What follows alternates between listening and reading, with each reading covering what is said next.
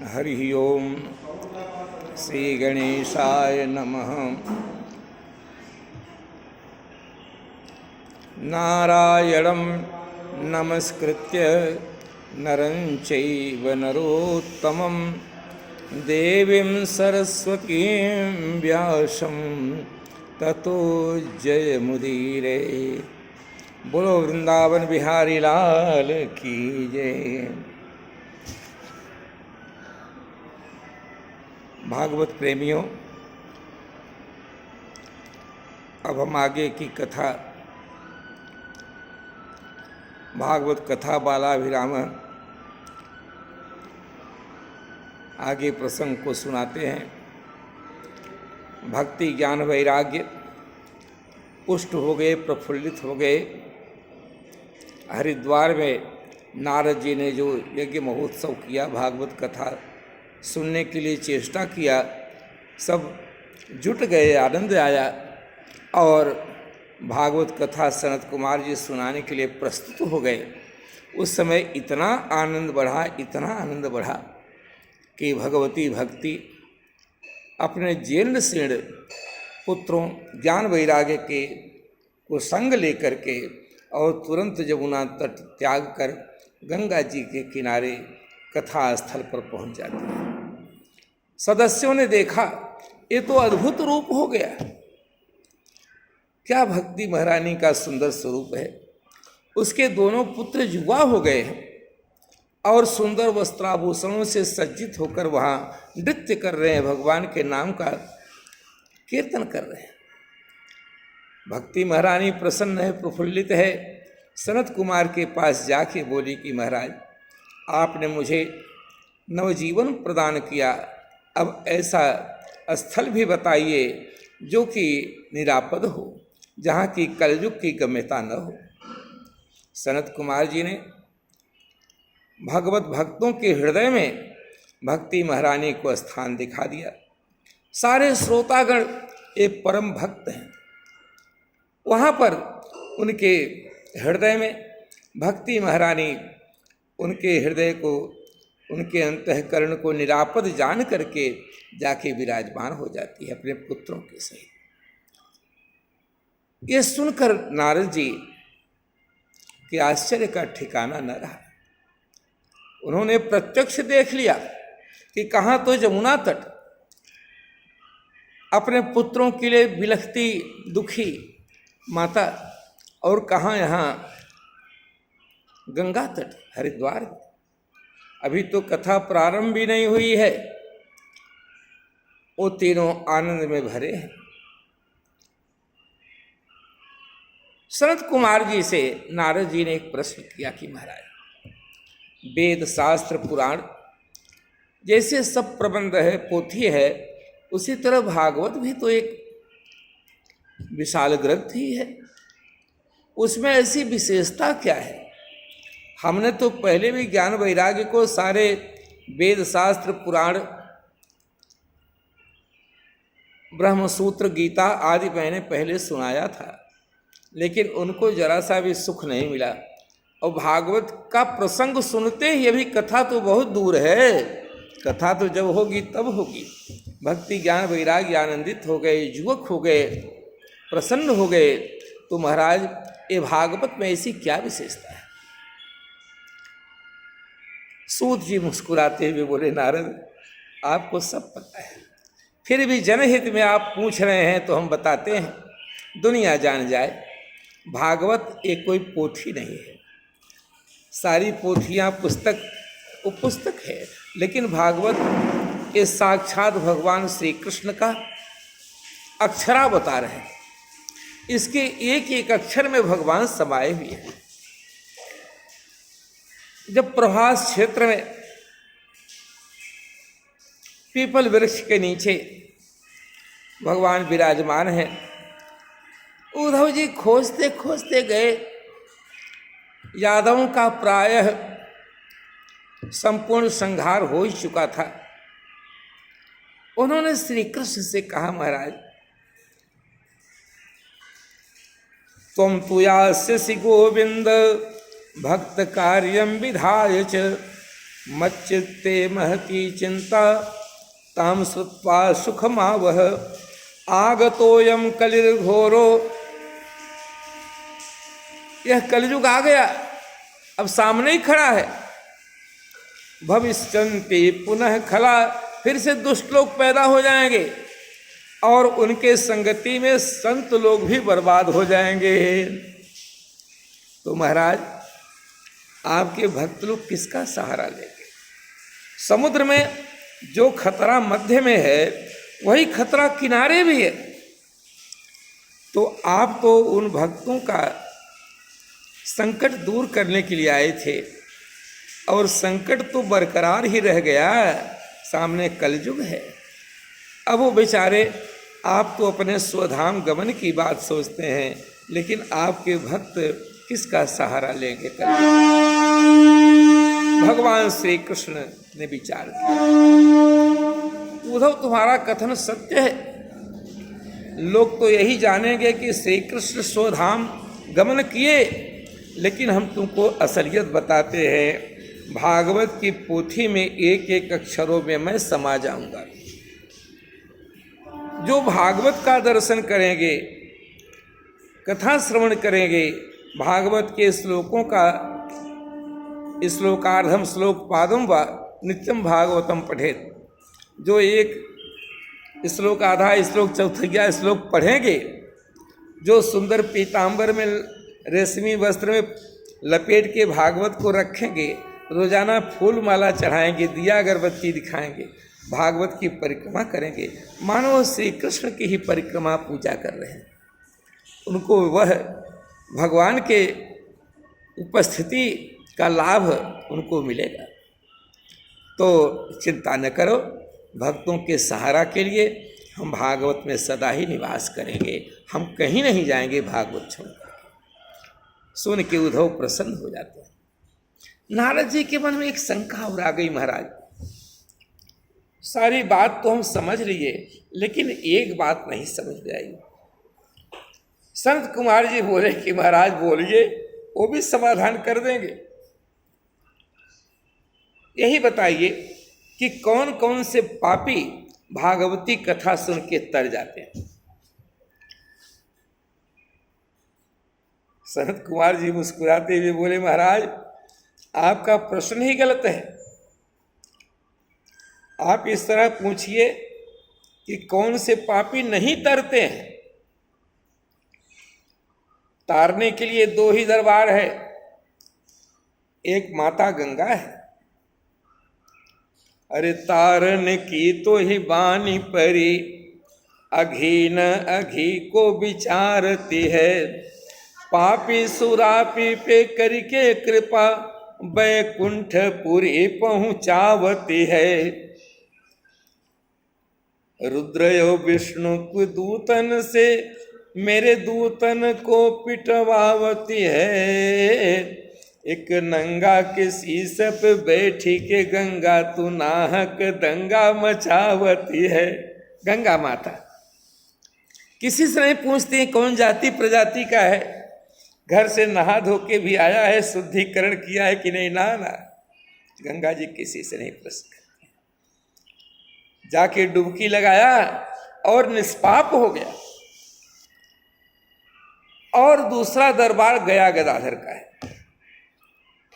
अपने पितरों के नाम से या किसी के भी नाम से अगर पिंडा वहां दे देता है गया जी में, नहीं कुछ है, साधनहीन है, बालू का ही पिंडा बना के दे दे तो भगवान गदाधर उसका उद्धार करते हैं। देखिए, जिन पापियों से गंगा और गया गदाधर भी हाथ जोड़ लेते हैं कि हमारे पास मत आइए, हम आपके लिए कुछ नहीं कर पाएंगे, हम आपका उद्धार करने में असमर्थ हैं, तो जहाँ गंगा गदाधर दोनों असमर्थ हो जाते हैं तो भागवत का सामर्थ्य समझिए कि वहीं से प्रारंभ हो जाता है।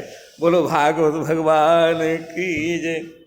देखिए, बहुत पहले की बात है, तुंगभद्रा नदी यह केरल देश में है।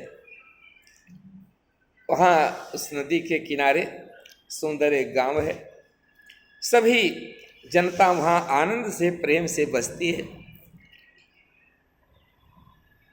आत्मदेव पुरे तस्मिन, उसमें आत्मदेव नाम का एक ब्राह्मण रहता है उस नगर में, और बहुत महान ब्राह्मण है।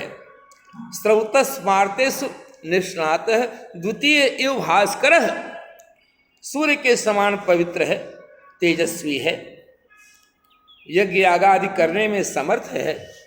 और ऐसा ब्राह्मण दुखी है। क्यों? उसके यहाँ पुत्र नहीं है।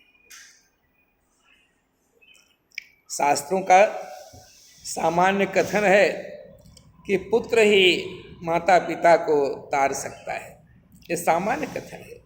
शास्त्रों के और अनुशासनों से यह साधारण वाक्य कट जाता है।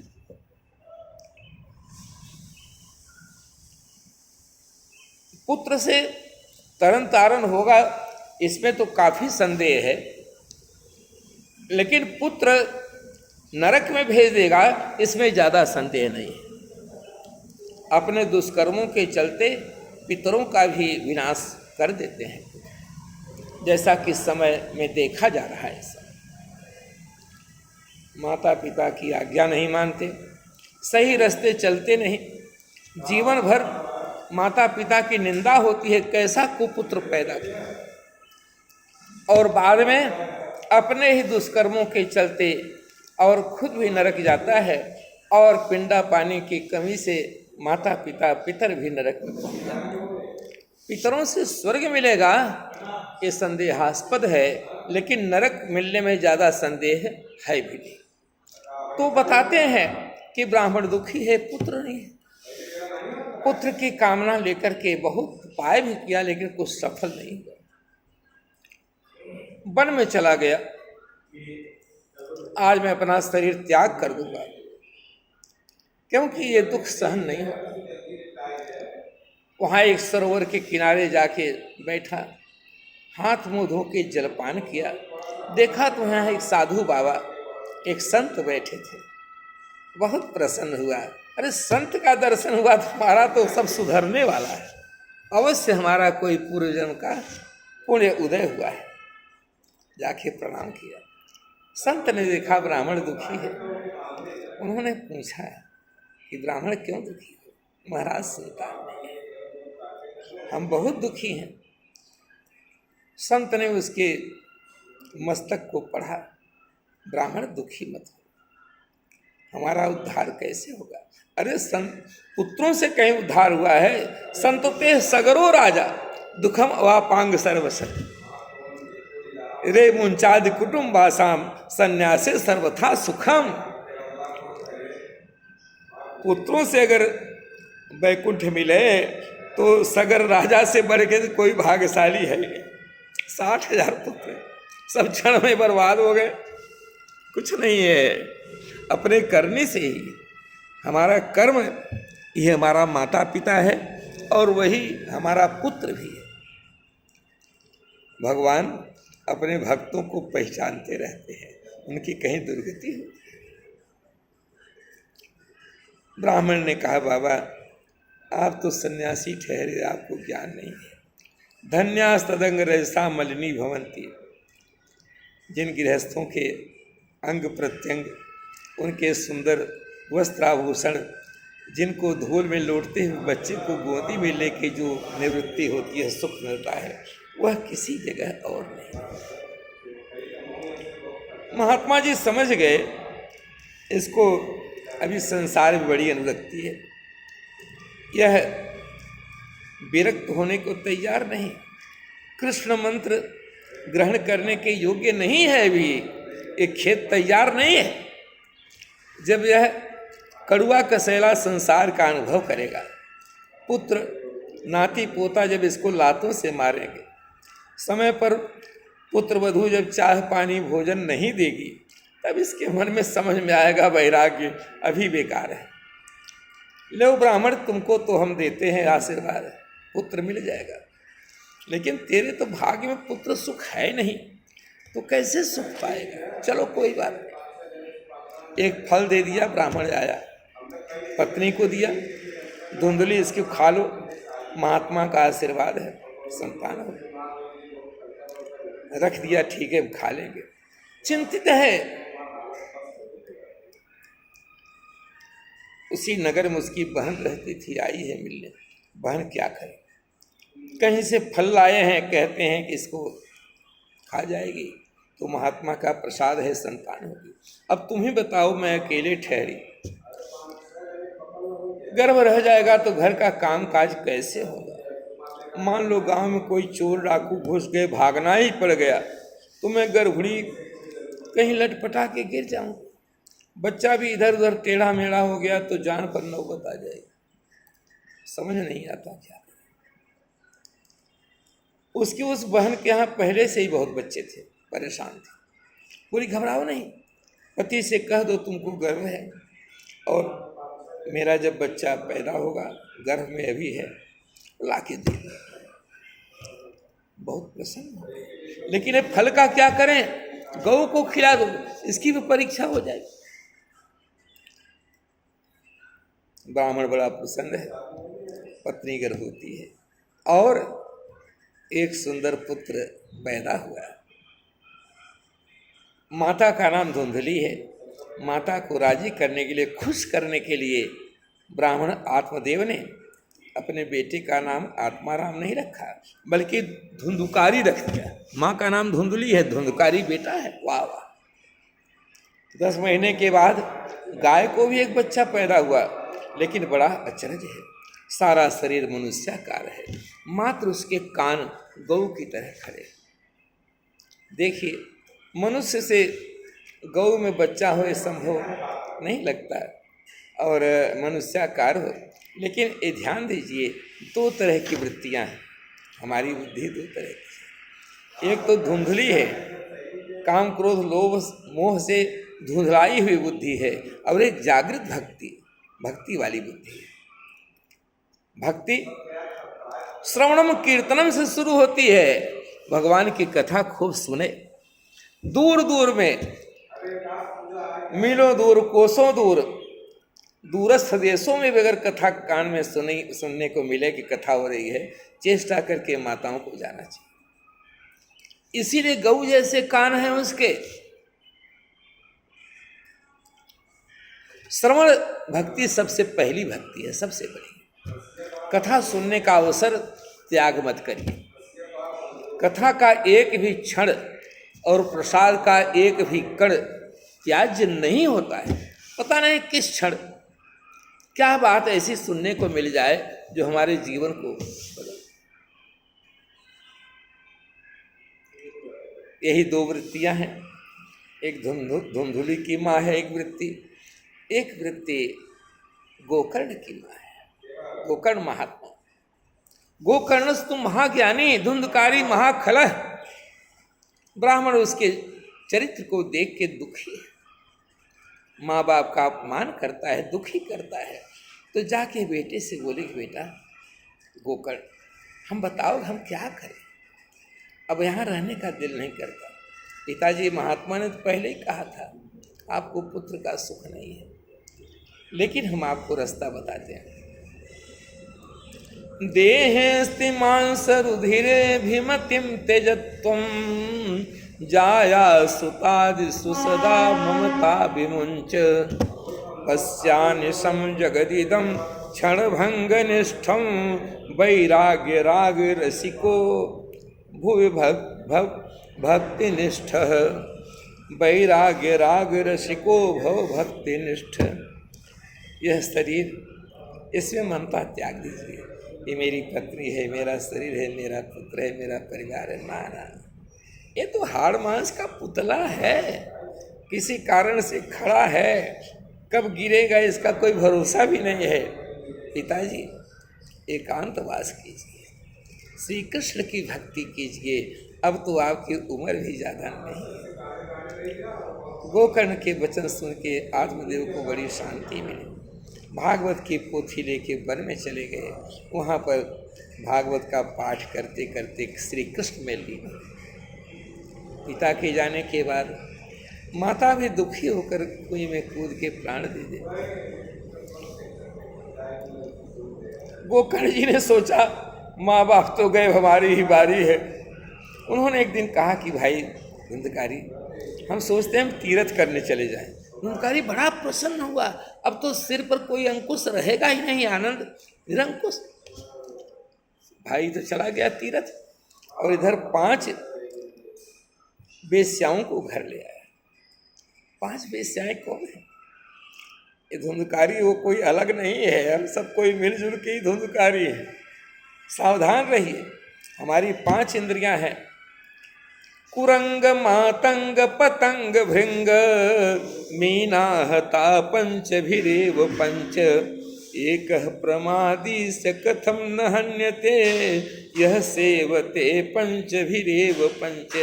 हमारी 5 जो ज्ञानेंद्रियां हैं, यही वेश्याएं हैं। इनके चंगुल में फंस करके हम बर्बाद हो जाते हैं, नष्ट हो जाते हैं। बेचारा धुंधकारी मारा गया इन वेश्याओं के चलते जो निरंकुश है। उन्होंने इसके शरीर को गाड़ दिया और जितना घर में धन था वो वेश्याएं लेके चली गई। घर लावारी से बरसात आंधी तूफान कई साल बीत गए। गोकर्ण जी एक दिन आए तो देखते हैं कि हमारे पिताजी का घर टूटा फूटा पड़ा है। रात का समय है, आसन बिछा करके और लेट जाते हैं, सोने का उपक्रम करते हैं।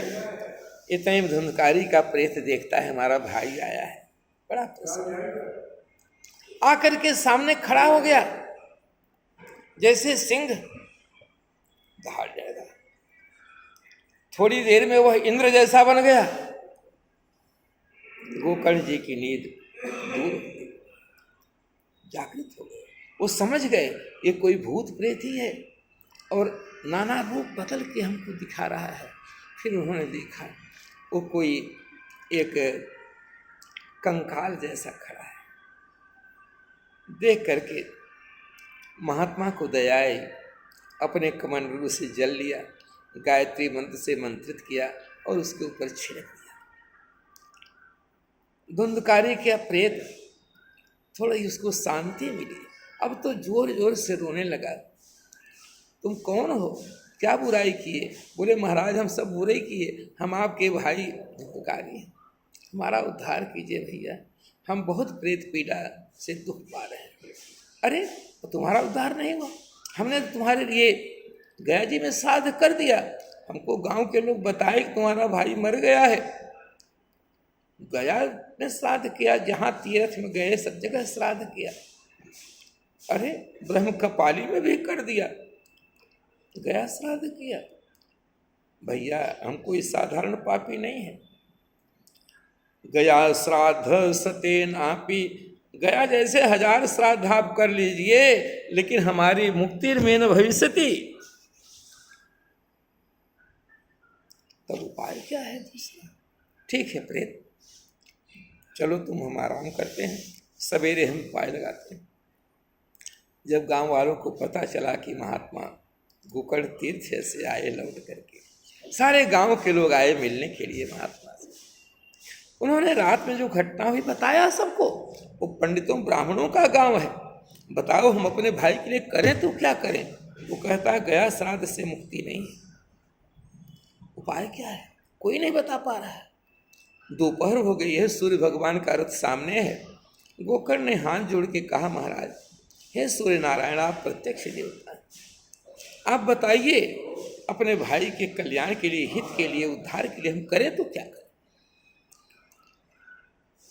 सूर्य नारायण ने स्पष्ट कहा, सबने सुना, श्रीमद् भागवत वाचनम कुरु, भागवत का सप्ताह सुना दो, उसका उद्धार हो जाएगा। अब क्या देरी थी? सुबह सब तैयारी हुई, सारे गांव देश के लोग जुटे, सब पूरी सभा सज गई और श्रीमद् भागवत की कथा गोकर्ण जी करने लगे। प्रेत भी आया सुनने के लिए।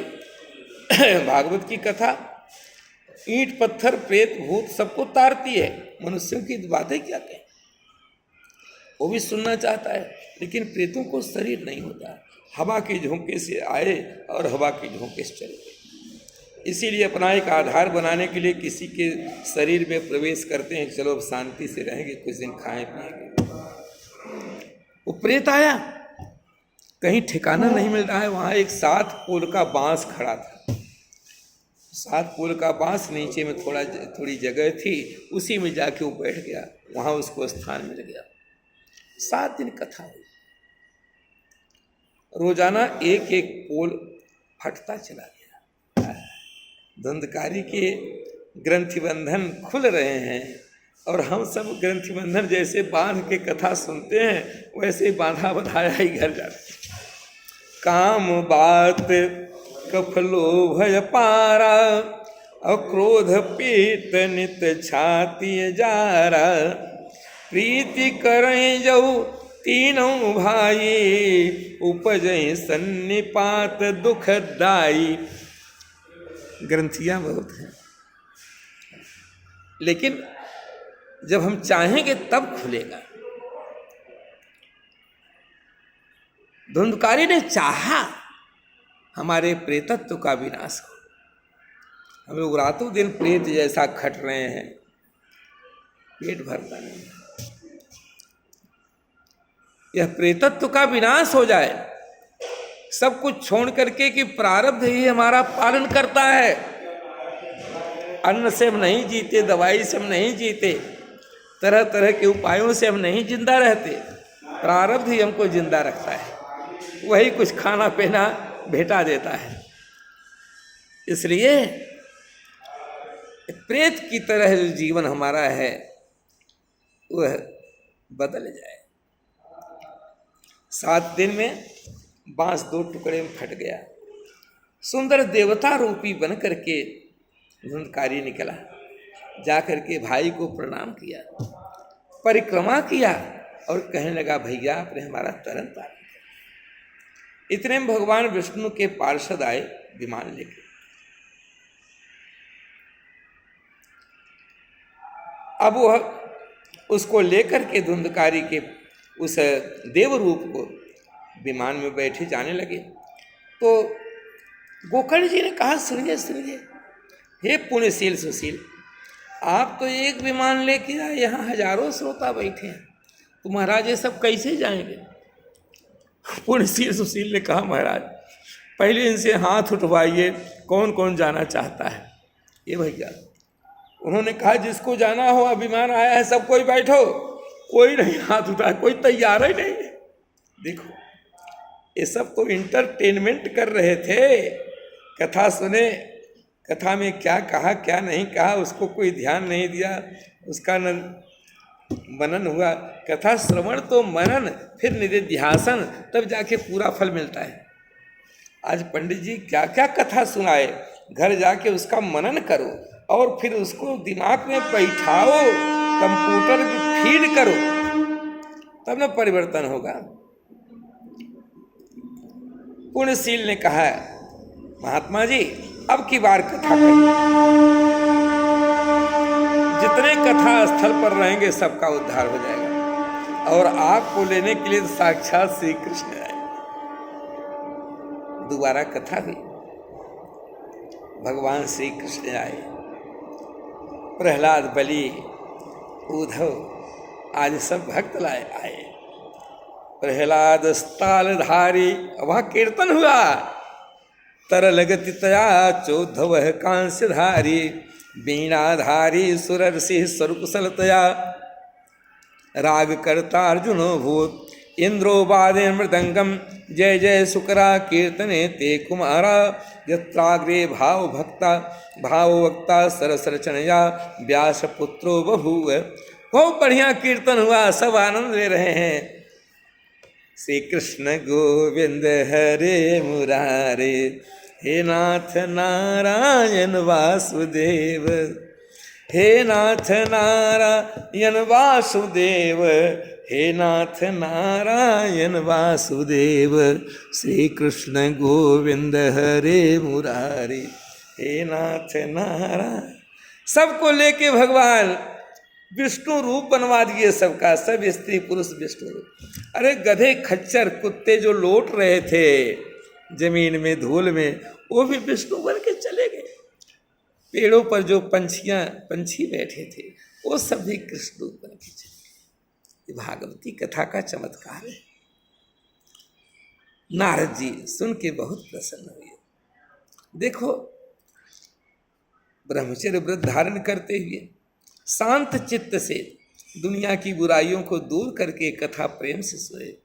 नभस्य आसिनोर्जौच मार्ग शीर्षे सुचिर नभा एते मासा कथारंभे श्रोतेणाम मोक्ष सूचका।